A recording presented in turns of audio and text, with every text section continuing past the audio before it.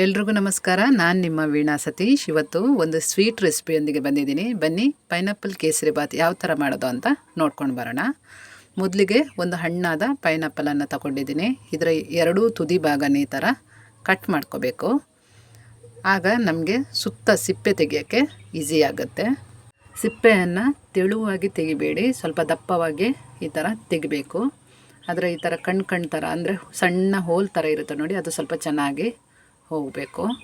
ಪೈನಾಪಲಲ್ಲಿ ಬೇರೆ ಬೇರೆ ರೀತಿಯ ನಾವು ರೆಸಿಪಿಯನ್ನು ಮಾಡ್ಕೋಬೋದು. ಇದನ್ನು ಸ್ಲೈಸ್ ಆಗಿ ಕಟ್ ಮಾಡಿ ಫ್ರೈ ಮಾಡಿದರೆ ತುಂಬ ಚೆನ್ನಾಗಿರುತ್ತೆ. ಅಥವಾ ಜ್ಯೂಸನ್ನು ಕೂಡ ಇದರಲ್ಲಿ ಮಾಡ್ತಾರೆ. ದೇಹಕ್ಕೆ ಕೂಡ ಇದು ತುಂಬ ಒಳ್ಳೆಯದು ಅಂತಾರೆ. ಕಫ ಎಲ್ಲ ಆದರೆ ಇದನ್ನು ತಿಂದರೆ ಕಫ ಕ್ಲಿಯರಾಗಿ ಹೋಗುತ್ತಂತಲೂ ಹೇಳ್ತಾರೆ. ಈ ಥರ ಇದರಲ್ಲಿ ಅರ್ಧ ಭಾಗದಷ್ಟನ್ನು ಮಾತ್ರ ನಾನು ಇವತ್ತು ಯೂಸ್ ಮಾಡ್ತಾಯಿದ್ದೀನಿ. ಇದನ್ನು ಮಧ್ಯ ಈ ಥರ ಕಟ್ ಮಾಡಿ ಇದರ ಮಧ್ಯದಲ್ಲಿ ಒಂದು ಸಣ್ಣ ದಂಟು ಥರ ಬರುತ್ತೆ ನೋಡಿ, ಗಟ್ಟಿ ಭಾಗ ಬರುತ್ತೆ. ನಿಮಗೆ ಅದು ನೋಡುವಾಗಲೇ ಗೊತ್ತಾಗುತ್ತೆ ನೋಡಿ, ಈ ಭಾಗ ಸ್ವಲ್ಪ ಗಟ್ಟಿ ಥರ ಇರುತ್ತೆ ನೋಡಿ. ಇದನ್ನು ನಾವು ಕಟ್ ಮಾಡಿ ತೆಗಿಬೇಕು. ಯಾಕಂದರೆ ಅದು ಬಾಯಿ ತುರಿಸುತ್ತೆ. ಕೆಲವೊಂದು ಅನಾನಸಲ್ಲಿ ಅಂದರೆ ಪೈನಾಪಲ್ ಇದೆಯಲ್ಲ, ಅದು ತುರಿಕೆ ಇರುತ್ತೆ, ಕೆಲವು ಇರಲ್ಲ. ಆದರೆ ಅದನ್ನು ತೆಗೆದ್ರೇ ಚೆನ್ನಾಗಿರುತ್ತೆ. ಸಣ್ಣ ಸಣ್ಣದು ಪೀಸ್ ಮಾಡ್ಕೋಬೇಕು. ತುಂಬ ಸಣ್ಣದು ಮಾಡುವ ಅವಶ್ಯಕತೆ ಇಲ್ಲ. ಸ್ವಲ್ಪ ಮೀಡಿಯಮ್ ಸೈಜಲ್ಲಿ ಈ ಥರ ಕಟ್ ಮಾಡ್ಕೊಳ್ಳಿ. ಇಲ್ಲಿ ನಾನು ಎಲ್ಲ ಪೀಸಸನ್ನು ಕಟ್ ಮಾಡಿ ಈ ಥರ ಇಟ್ಕೊಂಡಿದ್ದೀನಿ. ಇದನ್ನು ಒಂದು ಬೌಲ್ಗೆ ಟ್ರಾನ್ಸ್ಫರ್ ಮಾಡ್ಕೊಂಡಿದ್ದೀನಿ ನೋಡಿ. ಈಗ ಕೇಸರಿ ಬಾತಿಗೆ ಏನೆಲ್ಲ ಐಟಮ್ಸ್ ಬೇಕು ಅಂತ ತೋರಿಸ್ತೀನಿ. ಈ ಬೌಲ್ನಲ್ಲಿ ಒಂದು ಬೌಲಷ್ಟು ಚಿರೋಟಿ ರವೆ ಇದೆಯಲ್ಲ, ಅದನ್ನು ತಗೊಂಡಿದ್ದೀನಿ ನೋಡಿ, ಚಿರೋಟಿ ರವೆ. ಹಾಗೆಯೇ ಒಂದು ಬೌಲಷ್ಟು ಸಕ್ಕರೆ. ಒಂದು ಬೌಲ್ ರವೆಗೆ ಒಂದು ಬೌಲಷ್ಟು ಸಕ್ಕರೆ ಹಾಕಿದ್ರೆ ಸಾಕು. ಇಡ್ಲಿ ತಟ್ಟೆ ಇದೆಯಲ್ಲ, ಅಂದರೆ ಇಡ್ಲಿ ಮಾಡುವ ತಟ್ಟೆ, ಅದರಲ್ಲಿ ಒಂದು ತಟ್ಟೆಯಷ್ಟು ತುಪ್ಪ ತಗೊಂಡಿದ್ದೀನಿ. ತುಪ್ಪ ಜಾಸ್ತಿನೂ ನೀವು ತಗೋಬೋದು. ಹಾಗೆಯೇ ಪೈನಾಪಲನ್ನು ತಗೊಂಡಿದ್ದೀನಿ. ಜೊತೆಗೆ ಸ್ವಲ್ಪ ಗೋಡಂಬಿ, ಜೊತೆಗೆ ದ್ರಾಕ್ಷಿನ ಹಾಕೋಬೋದು. ನಾನು ಇಲ್ಲಿ ಗೋಡಂಬಿ ಮಾತ್ರ ತಗೊಂಡಿದ್ದೀನಿ. ಒಂದು ದಪ್ಪ ತಳದ ಪಾತ್ರೆಯನ್ನು ತಗೊಳ್ಳಿ. ಅದಕ್ಕೆ 2 ಸ್ಪೂನಷ್ಟು ತುಪ್ಪನ ಹಾಕೋಬೇಕು. ತುಪ್ಪ ಬಿಸಿಯಾದ ನಂತರ ಗೋಡಂಬಿನ ಮೊದಲು ಫ್ರೈ ಮಾಡ್ಕೋಬೇಕು. ಗೋಡಂಬಿ ಕೆಂಪು ಬಣ್ಣ ಬರುವಷ್ಟು ಚೆನ್ನಾಗಿ ನೀವು ಹುರ್ಕೋಬೇಕು. ಇಲ್ಲಿ ನೋಡಿ, ಇದು ಕೆಂಪು ಬಣ್ಣಕ್ಕೆ ಬರ್ತಾ ಇದೆ. ಈಗ ಇದು ರೆಡಿಯಾಗಿದೆ. ಇದನ್ನೀಗ ನಾವು ತೆಗೆದಿಟ್ಕೊಂಡಿದ್ದೀವಿ. ನೆಕ್ಸ್ಟು ಇನ್ನೂ 2 ಸ್ಪೂನಷ್ಟು ತುಪ್ಪ ಹಾಕ್ಕೊಂಡು ರವೆಯನ್ನೀಗ ಹಾಕೋಬೇಕು. ಚಿರೋಟಿ ರವೆಯ ಬದಲಿಗೆ ಬೇರೆ ಅಂದರೆ ದಪ್ಪ ರವೆ ಬರುತ್ತಲ್ಲ ಸ್ವಲ್ಪ, ಅದರಲ್ಲೂ ಮಾಡ್ಕೋಬೋದು. ಚಿರೋಟಿ ರವೆಯಲ್ಲಿ ಸ್ವಲ್ಪ ಚೆನ್ನಾಗಿ ಬರುತ್ತೆ. ಕೆಲವರು ಮೀಡಿಯಮ್ ಸೈಜ್ ರವೆ ಇರುತ್ತಲ್ಲ, ಅದರಲ್ಲಿ ಕೂಡ ಮಾಡ್ತಾರೆ. ಈ ರವೆ ಚೆನ್ನಾಗಿ ನಾವು ಹುರಿಬೇಕು. ಲೋ ಸಿಮ್ಮಲ್ಲಿ ಇಟ್ಟು ಹುರಿಯಿರಿ, ಇಲ್ಲಾಂದ್ರೆ ಅದು ಸೀದೋಗುತ್ತೆ. ಈ ಥರ ರವೆ ಎಲ್ಲ ತುಪ್ಪನ ಹೀರ್ಕೊಳ್ಳುತ್ತೆ. ಈ ಥರ ಗರಿ ಗರಿ ಆಗ್ತಾ ಬರುತ್ತೆ ನೋಡಿ, ಆಗ ನಿಮಗೆ ಫ್ರೈ ಆಗಿದೆ ಅಂತ ಗೊತ್ತಾಗುತ್ತೆ. ಕಲ್ಲರ್ ಚೇಂಜ್ ಆಗೋ ಅವಶ್ಯಕತೆ ಇಲ್ಲ. ಕಲ್ಲರ್ ಚೇಂಜ್ ಆಗಬಾರ್ದು. ಈ ಥರ ನೋಡಿ ತರಿ ಆಗುತ್ತೆ ನಿಮಗೆ. ತುಪ್ಪ ಎಲ್ಲ ಹೀರ್ಕೊಂಡಾಗ ಅದರದೊಂದು ಘಮ ಬರುತ್ತೆ ನಿಮ್ಗಾಗ. ಸ್ಟವ್ ನೀವು ಆಫ್ ಮಾಡ್ಕೋಬೋದು ನೋಡಿ. ಈ ಥರ ನೀವು ಬೇರೆ ಪಾತ್ರೆಯಲ್ಲಿ ಮಾಡೋದಾದರೆ ಇದನ್ನು ಕೂಡಲೇ ಒಂದು ಪ್ಲೇಟಿಗೆ ಟ್ರಾನ್ಸ್ಫರ್ ಮಾಡ್ಕೋಬೇಕು ನೋಡಿ. ಈ ಬೌಲಲ್ಲಿ 1 ಬೌಲಷ್ಟು ನಾನು ರವೆ ತಗೊಂಡಿದ್ದೀನಿ. ಇದೇ ಬೌಲಲ್ಲಿ 3 ಬೌಲಷ್ಟು ನೀರನ್ನು ಹಾಕ್ಕೋಬೇಕು. ಈ ನೀರಿಗೆ ನಾವು ಕಟ್ ಮಾಡ್ಕೊಂಡಿರುವ ಅನಾನಸನ್ನು ಸೇರಿಸ್ಕೋಬೇಕು. ನೀವು 2-3 ಸ್ಪೂನಷ್ಟು ಬೇಕಾದರೆ ಜೊತೆಗೆ ಸಕ್ಕರೆ ಹಾಕೋಬೋದು. ನಾನು ಅನಾನಸ್ ಸಿಹಿ ಇರೋದ್ರಿಂದ ಸಕ್ಕರೆಯನ್ನು ಹಾಕ್ಕೊಂಡಿಲ್ಲ. ಜೊತೆಗೇ 1/4 ಸ್ಪೂನಷ್ಟು ಅರಿಶಿನ ಹಾಕ್ಕೊಂಡಿದ್ದೀನಿ. ಇದು ಕಲ್ಲರಿಗೆ ಮಾತ್ರ, ನೀವು ಬೇಕಾದರೆ ಕಲರ್ ಪೌಡರ್ ಹಾಕೋಬೋದು. 3 ಲವಂಗ ಹಾಕ್ಕೊಂಡಿದ್ದೀನಿ, ಫ್ಲೇವರ್ ಚೆನ್ನಾಗಿರುತ್ತೆ ಅದಕ್ಕೋಸ್ಕರ.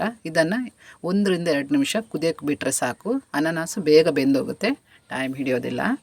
ಈಗ ಈ ಕುದೀತಿರೋ ನೀರಿದೆಯಲ್ಲ, ಇದನ್ನು ನಾವು ರವೆಗೆ ಮಿಕ್ಸ್ ಮಾಡ್ಕೋಬೇಕು.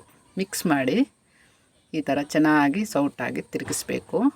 ನಂತರ ಲಿಡ್ ಕ್ಲೋಸ್ ಮಾಡಿ ಮೀಡಿಯಮ್ ಫ್ಲೇಮಲ್ಲಿ ಬೇಯೋಕ್ಕೆ ಬಿಡಬೇಕು. ಇದೀಗ ನೋಡಿ ಬೆಂದಿದೆ ಅಂತ ನೋಡ್ಕೊಳ್ಳೋಣ. ನೋಡಿ, ಇದು ನೀರೆಲ್ಲ ಡ್ರೈ ಆಗ್ತಾ ಇದೆ. ಇದನ್ನು ಚೆನ್ನಾಗಿ ಮಿಕ್ಸ್ ಮಾಡಬೇಕು. ಈ ಥರ ನೋಡಿ, ನೀರು ಡ್ರೈ ಆಗ್ತಾ ಇದೆ. ಸ್ವಲ್ಪ ಡ್ರೈ ಆಗಬೇಕು, ಇನ್ನೂ ಸ್ವಲ್ಪ. ನೀರು ಕಂಪ್ಲೀಟಾಗಿ ಡ್ರೈ ಆದ ನಂತರ ನಾವು ಸಕ್ಕರೆಯನ್ನು ಹಾಕ್ಕೋಬೇಕು. ಈಗ ನೋಡಿ, ರವೆ ಫುಲ್ಲು ಡ್ರೈ ಆಗಿದೆ ಅಲ್ವಾ. ಈಗ ಸಕ್ಕರೆಯನ್ನು ಹಾಕ್ಕೊಳ್ಳೋಣ. ನಾನು ಇಲ್ಲಿ 1 ಕಪ್ಪಷ್ಟು ಸಕ್ಕರೆ ತಗೊಂಡಿದ್ದೀನಿ. ನೀವು 1/4 ತಗೋಬೋದು, ಅದಕ್ಕಿಂತ ಜಾಸ್ತಿ ತಗೋಬೇಡಿ. ಸಿಹಿ ಜಾಸ್ತಿ ಆದ್ರೂ ಚೆನ್ನಾಗಿರಲ್ಲ. 1 ಕಪ್ಪು ಸರಿಯಾಗಿದೆ ಮೆಜರ್ಮೆಂಟು. ಬೇಕಾದರೆ ಸ್ವಲ್ಪ ಜಾಸ್ತಿ ಸಿಹಿ ಇಷ್ಟಪಡೋರು 1/4 ಹಾಕೋಬೋದು ಅಷ್ಟೇ. ಈ ಥರ ಸಕ್ಕರೆ ಹಾಕಿದ ನಂತರ ಇದು ಫುಲ್ಲು ಪುನಃ ಸಕ್ಕರೆ ಎಲ್ಲ ಮೆಲ್ಟಾಗಿ ಪುನಃ ರವೆ ನೀರು ಥರ ಆಗುತ್ತೆ ಈ ಥರ. ನಂತರ ಪುನಃ ಇದು ಡ್ರೈ ಆಗ್ತಾ ಬರುತ್ತೆ. ಸಕ್ಕರೆ ಪುನಃ ಡ್ರೈ ಆಗಿ ಅಂದರೆ ರವೆ ಎಲ್ಲ ಡ್ರೈ ಆಗ್ತಾ ಬರುತ್ತಲ್ಲ, ಆಗ ತಳ ಬಿಡುತ್ತೆ. ಆಗ ನಮಗೆ ಆಗಿದೆ ಅಂತ ಗೊತ್ತಾಗುತ್ತೆ. ಇದನ್ನು ಈ ಥರ ಚೆನ್ನಾಗಿ ಮಿಕ್ಸ್ ಮಾಡಬೇಕು. ನಾವು ಸೌಟ್ ಹಾಕಿ ಚೆನ್ನಾಗಿ ಈ ಥರ ಮಿಕ್ಸ್ ಮಾಡ್ತಾನೇ ಇರಬೇಕು, ಕೈ ಬಿಡಬಾರ್ದು, ಯಾಕಂದರೆ ಅದು ತಳ ಹಿಡಿಯುತ್ತೆ. ನೋಡಿ ಇನ್ನೂ ಇದು ತಳ ಬಿಟ್ಟಿಲ್ಲ, ಇದು ಇನ್ನೂ ಸ್ವಲ್ಪ ಹೊತ್ತು ಬೇಕು ಇದಕ್ಕೆ. ನೋಡಿ ಈ ಥರ ಮಿಕ್ಸ್ ಮಾಡ್ತಾ ಇರುವಾಗಲೇ ಒಂದು 2 ಸ್ಪೂನಷ್ಟು ತುಪ್ಪನ ಪುನಃ ಹಾಕೋಬೇಕು. ಮಧ್ಯ ಮಧ್ಯದಲ್ಲಿ ತುಪ್ಪನ ಈ ಥರ ಸೇರಿಸ್ತಾನೆ ಇರಬೇಕು. ನೀವು ಅರ್ಧ ಬೌಲ್ ಅಂದರೆ ರವೆ ತಗೊಂಡಿದ್ದೀವಲ್ಲ ಆ ಬೌಲಲ್ಲಿ ಬೇಕಾದರೆ ಅರ್ಧ ಬೌಲಷ್ಟು ತುಪ್ಪನ ತಗೋಬೋದು. ನಾನಿಲ್ಲಿ ಸಣ್ಣ ಬೌಲಲ್ಲಿ ತುಪ್ಪನ ಹಾಕ್ಕೊಂಡಿದ್ದೀನಿ. ಈ ಥರ ನೋಡಿ ತುಪ್ಪ ಹಾಕಿ ಚೆನ್ನಾಗಿ ಮಿಕ್ಸ್ ಮಾಡಬೇಕು. ನಾವು ಗೋಡಂಬಿನೂ ಸ್ವಲ್ಪ ಬೇಗನೆ ಹಾಕ್ಕೋಬೇಕು, ಯಾಕಂದರೆ ರವೆ ಸ್ವಲ್ಪ ಡ್ರೈ ಆಗೋ ಮೊದಲೇ ಈ ಥರ ಹಾಕ್ಕೊಂಡ್ರೆ ಎಲ್ಲ ಕಡೆನದು ಚೆನ್ನಾಗಿ ಮಿಕ್ಸ್ ಆಗುತ್ತೆ. ಜೊತೆಗೇ 2 ಸ್ಪೂನಷ್ಟು ತುಪ್ಪನ ಪುನಃ ಸೇರಿಸ್ಕೊಳ್ತಾ ಇದ್ದೀನಿ. ಈ ಥರ ತುಪ್ಪ ಹಾಕಿದ ನಂತರ ಚೆನ್ನಾಗಿ ಪುನಃ ಈ ಥರ ಮಿಕ್ಸ್ ಮಾಡಬೇಕು. ಈಗ ನೋಡಿ ಸ್ವಲ್ಪ ಸ್ವಲ್ಪ ತಳ ಬಿಡ್ತಾ ಇದೆ. ಇನ್ನು ಸ್ವಲ್ಪ ಈ ಥರ ಮಿಕ್ಸ್ ಮಾಡ್ತಾ ಇದ್ದರೆ ನಿಮಗೆ ಕಂಪ್ಲೀಟಾಗಿ ಅದು ತಳ ಬಿಡುತ್ತೆ.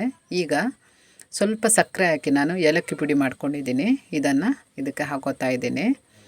ಡೈರೆಕ್ಟಾಗಿ ನಾವು ಮಿಕ್ಸಿಗೆ ಏಲಕ್ಕಿ ಹಾಕಿದರೆ ಅದು ಪುಡಿ ಆಗಲ್ಲ, ಅದಕ್ಕೋಸ್ಕರ ಸ್ವಲ್ಪ ಸಕ್ಕರೆ ಹಾಕಿ ಈ ಥರ ಪುಡಿ ಮಾಡ್ಕೊಂಡಿದ್ದೀನಿ. ನೋಡಿ ಕಂಪ್ಲೀಟಾಗಿ ಈ ಥರ ತಳ ಬಿಡ್ತಾ ಇದೆ. ನೋಡಿ ಈಗ ಇದು ರೆಡಿಯಾಗಿದೆ. ಕೊನೆಯಲ್ಲಿ ಉಳಿದ ತುಪ್ಪ ಇದೆಯಲ್ಲ ಅದನ್ನು ಕಂಪ್ಲೀಟಾಗಿ ಈ ಥರ ಹಾಕ್ಕೋಬೇಕು. ಹಾಕಿ ಚೆನ್ನಾಗಿ ಮಿಕ್ಸ್ ಮಾಡಬೇಕು. ಈಗ ಇದು ಕೇಸರಿಬಾತ್ ರೆಡಿಯಾಗಿದೆ. ನೀವು ಒಮ್ಮೆ ಮನೆಯಲ್ಲಿ ಟ್ರೈ ಮಾಡಿ ಕಮೆಂಟ್ ಸೆಕ್ಷನಲ್ಲಿ ಹೇಗೆ ಬಂದಿದೆ ಅಂತ ನನಗೆ ತಿಳಿಸಿ. ನಾರ್ಮಲಾಗಿ ಫಂಕ್ಷನ್ಗಳಲ್ಲೆಲ್ಲ ಕೇಸರಿಬಾತ್ ಮಾಡ್ತಾರೆ ಮನೆಯಲ್ಲಿ, ನಾವು ಕೂಡ ಇದನ್ನು ಸುಲಭ ವಿಧಾನದಲ್ಲಿ ಮಾಡ್ಬೋದು. ನಾನು ಇದಕ್ಕೆ ಫುಡ್ ಕಲರ್ ಹಾಕಿಲ್ಲ, ಸ್ವಲ್ಪ ಅರಿಶಿನ ಹಾಕಿದ್ರೇ ಸಾಕು. ನಿಮಗೇನದು ಸ್ಮೆಲ್ ಬರೋದಿಲ್ಲ. ನಾವು ಏಲಕ್ಕಿ ಪೌಡರೆಲ್ಲ ಹಾಕ್ತೀವಲ್ಲ, ಚೂರು ನಿಮಗೆ ಅರಿಶಿನ ಹಾಕಿರೋ ಸ್ಮೆಲ್ ಬರೋಲ್ಲ, ತುಂಬ ಚೆನ್ನಾಗಿರುತ್ತೆ. ಒಮ್ಮೆ ಟ್ರೈ ಮಾಡಿ ನೋಡಿ. ಜಾಸ್ತಿ ಹಾಕಬೇಡಿ, ಸ್ವಲ್ಪ ಒಂದು 1/4 ಸ್ಪೂನಿಗಂತನೂ ಸ್ವಲ್ಪ ಕಮ್ಮಿನೇ ಹಾಕ್ಕೊಳ್ಳಿ, ತುಂಬ ಚೆನ್ನಾಗಿರುತ್ತೆ. ನನ್ನ ಈ ರೆಸಿಪಿ ನಿಮಗೆ ಇಷ್ಟ ಆದರೆ ಸಬ್ಸ್ಕ್ರೈಬ್ ಮಾಡಿ, ಶೇರ್ ಮಾಡಿ, ನನ್ನ ವೀಡಿಯೋಸನ್ನು ಲೈಕ್ ಮಾಡಿ. ನೆಕ್ಸ್ಟ್ ವೀಡಿಯೋದಲ್ಲಿ ಇನ್ನೊಂದು ಪೈನಾಪಲ್ ರೆಸಿಪಿಯೊಂದಿಗೆ ಬರ್ತೀನಿ. ಸಿಗೋಣ ಇನ್ನೊಂದು ವೀಡಿಯೋದಲ್ಲಿ. ನಮಸ್ಕಾರ.